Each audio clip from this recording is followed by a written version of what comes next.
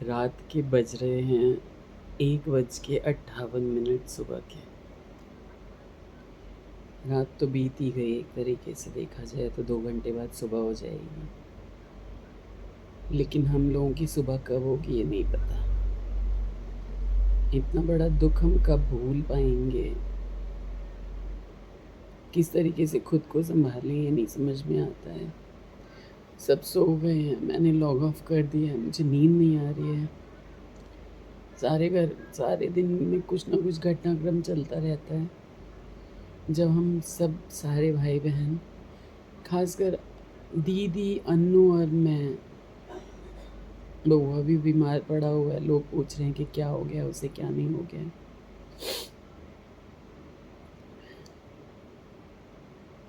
बहुत सारी बातें करनी थी आप लोगों से।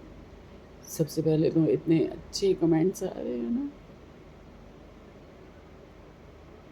मैं सारे कमेंट पढ़ता हूँ, मैं कोई भी कमेंट नहीं छोड़ता, हर कमेंट पढ़ता हूँ। मुझे पता है आप लोग भी मम्मी को उतना ही मिस कर रहे हैं जितना हम लोग मिस कर रहे हैं। दीदी और मैं अभी 1:30 बजे ड्राइंग रूम से दीदी गई हैं कि गुड्डू जा, गुड्डू जा। मैं चला गया हूँ रूम में लॉग ऑफ करके 10 मिनट लेट, मुझे नींद नहीं आई। ये सो रही है, मैंने कहा मैंने आज वीडियो नहीं बनाई कुछ भी, तो मैं आज कुछ ना कुछ तो बना ही डालूँ। कितनी सारी घटनाक्रम, पूरा दिन कुछ ना कुछ चलता रहता है घर में। अन्नू का फ़ोन आता है, वो रोती है, उसको हम समझाते हैं, वो बिल्कुल ही बिखर गई है। वो कहती है तुमने हमें बताया नहीं, हमें तो खुद नहीं पता चला, 2 मिनट का समय नहीं मिला हमें। दीदी कहती है कि मैं 8 तारीख को आई थी और 10 तारीख मेरे को कैसे पता चलता कि इतनी जल्दी चली जाएगी। मम्मी से मैंने पूछा मम्मी जाओ, मम्मी जाओ। मम्मी ने बोला हाँ बउआ चल जाओ, हम ठीक छी। समझ में ही नहीं आता कि ये कैसे हो गया हमारे साथ, इतनी कम उम्र में हमारी मम्मी चली गई। हम इतनी कम उम्र में बिना माँ के हो गए।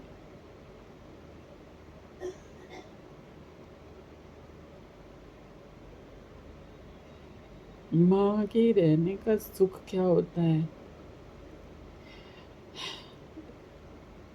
ये माँ के जाने के बाद पता चलता है।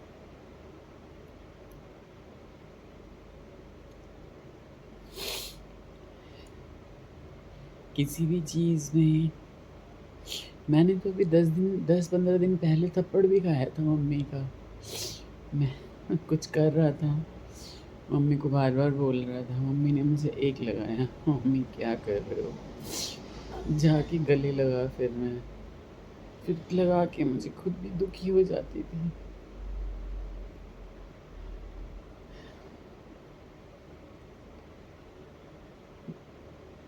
मेरी माँ सब कुछ थी, मेरी राज़दार, मेरे सारे सीक्रेट जो किसी को नहीं पता होंगे, मेरी माँ को पता थे। अब जब वो चली गई हैं ना, तो लगता है कि क्या करूँ, क्या नहीं करूँ, कैसे भूलूँ? हम जितना भूलने की कोशिश करते हैं ना, उतना ही वो याद आती हैं। हमें नहीं पता कि हम इस गम से कब तक उबर पाएँगे।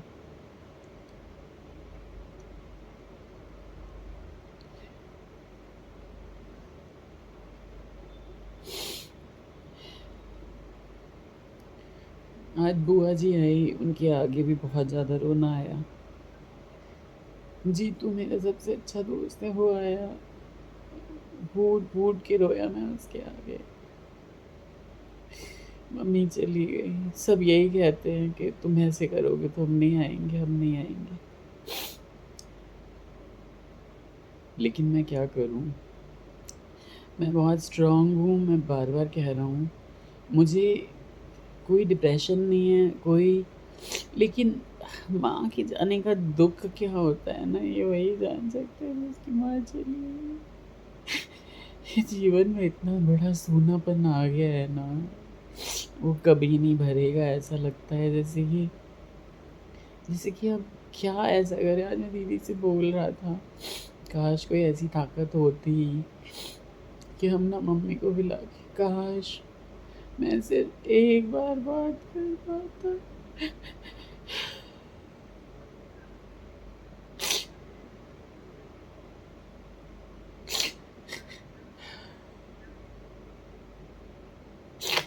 एक बार बात कर लेता, काश कोई ऐसी ताकत होती।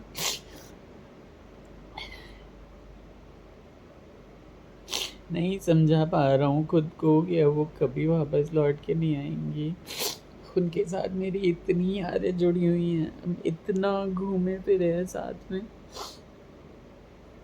2-2 बार तो मैं अयोध्या जी ले गया उन्हें, नहीं अयोध्या जी 1 बार, 2 बार बनारस, कई बार प्रयागराज, कई बार हरिद्वार, चित्रकूट, उज्जैन, ओमकारेश्वर, भीमाशंकर, बमलेश्वर, कहाँ नहीं ले गया। इतना शौक था, हॉस्पिटल में एडमिट थी, मम्मी को बोला मैंने, मम्मी आप चिल मारो, हम टेंशन ना लो, हम लोग 15 दिन का ट्रिप लगाएंगे, 15 दिन का ट्रिप साउथ इंडिया का लगाएंगे, इन सबको छोड़ के ना हम दोनों चलेंगे, पापा को साथ कर लेंगे, हम दोनों चलेंगे।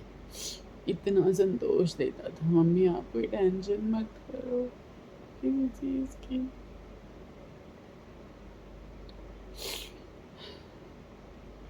पता नहीं क्या हुआ शरीर में ऐसा कि अचानक ही निकलने हो गई, पता ही नहीं चला हमें। इतना मौका नहीं दिया कि डॉक्टर के ले जाएं। पल्स तो यहीं चलना बंद हो गई थी, फिर भी मैं डॉक्टर के ले गया, फिर भी हम उठा के जैसे तैसे ले गए अपनी गाड़ी में ही। एम्बुलेंस में ड्राइवर नहीं था, कॉल किया हमने बगल के हॉस्पिटल को, एम्बुलेंस का ड्राइवर नहीं था, हम अपनी गाड़ी में ले गए फटाफट। बट वही था, पल्स तो यहीं नहीं आ रहे थे। अपनी तसल्ली होती है वो तो कि आप ले जा रहे हो। इतने अच्छे आप लोग कमेंट कर रहे हो मेरे लिए, फैमिली के लिए, सबके लिए। हमारे यहाँ मिथिला में बहुत विधियाँ होती हैं। दूसरे दिन से कर्ता को सारा पिंड बनाना पड़ता है, उसको पिंड देना होता है माँ के नाम का। दूसरे दिन दूध भात लगता है, दूध भात लगा उस दिन हम लोग इतना रोए, मैं पूरा दिन रोता रहा उस दिन।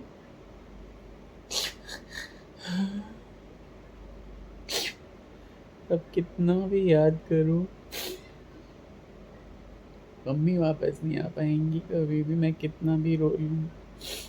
मैं सारा दिन अकेले अपने डेस्क पे रोता हूँ, मैं काम नहीं करता कुछ भी। मैं सिर्फ 2-4 मीटिंग्स ले लेता हूँ, बहुत ज़्यादा इम्पोर्टेंट चीज़ें उन पे काम कर लेता हूँ, सारा काम मैंने टाल रखा है। लाइफ में आगे कैसे बढ़ूँ, मेरे को हंसी ही नहीं आई है उस दिन के बाद आज तक। कोई कितना हंसाता है। आज बुआ जी कह रही थी तू हंस भी नहीं रहे, तू हंस भी नहीं, वो बहुत सारी बातें कर रही थी इधर उधर की लोगों की, ताकि मैं हंसूँ, लेकिन मुझे बिल्कुल हंसी नहीं आई। मुझे पूछा तू हंसेगा नहीं, हम कह लिए नहीं, हमारा हंसी बिल्कुल नहीं हो गया, मेरे फेस पे बिल्कुल स्माइल नहीं आती, वो सभी चिंता में रहते हैं। बट मैं मेंटली स्ट्रांग हूँ, मुझे कुछ नहीं हुआ है। लेकिन जिसकी माँ चली गई हो, जिसका इतना सब कुछ उजड़ गया, जिसकी इतनी अच्छी बॉन्डिंग हो माँ के साथ, कोई त्योहार मैं जितनी पिक्चर्स रील्स के माध्यम से शेयर कर रहा हूँ ना, आप लोग देखोगे हर जगह हमने हर दिन, जैसे भी दिन में हमारे रहे हो ना, हमारी माँ ने कभी हमें नहीं छोड़ा था, इसीलिए हमने भी कभी अपनी माँ को नहीं छोड़ा। हम लोग बिहार से हैं, नॉर्मली लोग बच्चों को दादा दादी के यहाँ छोड़ देते हैं, हमारे पेरेंट्स से कभी नहीं छोड़ा दादा दादी के यहाँ। दादा दादी के पास कि हाँ उनके पास ही रह लो आप, हम थोड़े पैसे बचाएंगे। मेरी मम्मी कहती थी बुआ रे 300 रुपये तो हर बाप कमाते हो, और पूरा हर 15-20 दिन पर फसली चोला लोग 50 रुपया की सुई दवाई हो तो अरे बुआ तेरा बहुत मुश्किल से बचे नहीं छियो।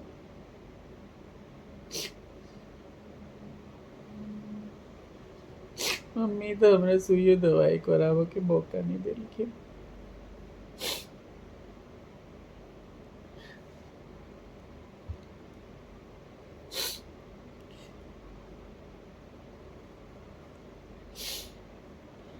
पता नहीं क्या गलती हुई हमसे, थोड़ा गिल्ट है दिल के अंदर कि मम्मी कह रही थी नहीं मैं ठीक हूँ, फिर भी एक बार ले जाना चाहिए था। डीपी वीपी सब नॉर्मल निकल रहा था, ऑक्सीजन भी लगी हुई थी, ऑक्सीमीटर लगा हुआ था, पल्स मीटर सब सही आ रहा था। लेकिन अचानक कैसे क्या हुआ, बहुत गिल्ट है दिल के अंदर, बस उस गिल्ट की वजह से रोना आता है। मैं ले नहीं गया एक बार, और ये तड़प होती है कि मम्मी मेरी चली गई। पापा हमें एक मेरी तरफ देखते भी नहीं हैं, पता नहीं कैसे उनकी वो खुद को कैसे सँभाल रहे होंगे, ये नहीं पता।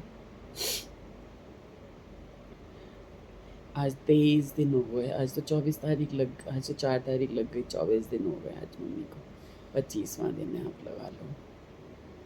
अभी 9 तारीख हमारे यहाँ मिथिला में 10 महीने यानी मृतक के बरसी तक ना हर डेट को उनके महीने की डेट पे छाया होता है। छाया मतलब 1 ब्राह्मण या 3 ब्राह्मण खिलाते हैं।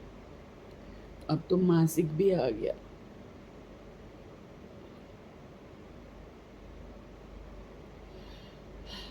दिन दिन को बढ़ते हुए देर नहीं लगती, समय तो बीत ही जाता है। लेकिन आप लोगों के सपोर्ट के लिए मैं थैंक्स कहना चाहता हूँ। बहुत सारे लोगों का नाम मैं लिख के शाउट आउट करूँगा कि इतने अच्छे लोग हैं, इतने लोगों ने अपने पेरेंट्स को खोया है, फिर भी सब मुझे सांत्वना दे रहे हैं कि हमने भी खोया है, हम बच्चे थे। एक हमारी सब्सक्राइबर लिख रही है कि मेरा बच्चा तो बहुत छोटा था, बोर्ड के पेपर दे रहा था, तब उसने अपने पापा को खो दिया। कितने लोग हैं, कितने लोगों का गम, मैं वो सब चीज़ें देखता हूँ ना तो मेरा और कलेजा फटता है। हमारा जीतू वो भी 6-7 साल का ही था तो उसके फादर चले गए। ये सब सोच के मुझे हिम्मत होनी चाहिए, लेकिन मेरा और कलेजा फटता रहता है। मैं सारे नाम शाउट आउट करूँगा किसी दिन, जब कोई अच्छा दिन होगा, जब मेरा मन शांत होगा उस दिन। और सारे कमेंट्स पढ़ता हूँ मैं आपको हाथ जोड़ के ना धन्यवाद देना चाहता हूँ कि इस वक्त में आप लोग हमारे साथ हैं। हम लोगों ने भी कुछ नहीं छुपाया, जितने विधि विधान होते हैं, जितना करना चाहिए, जितना लोगों ने बताया, जितना पापा की इच्छा हुई, सब कुछ करवाया। किसी चीज़ में मैं अपने हिसाब से पीछे नहीं हटा। पता नहीं क्या हमारे नसीब में इतने दिन लिखे थे मम्मी के साथ। आप लोगों का दोबारा बहुत बहुत धन्यवाद। फिर मिलता हूँ आपसे।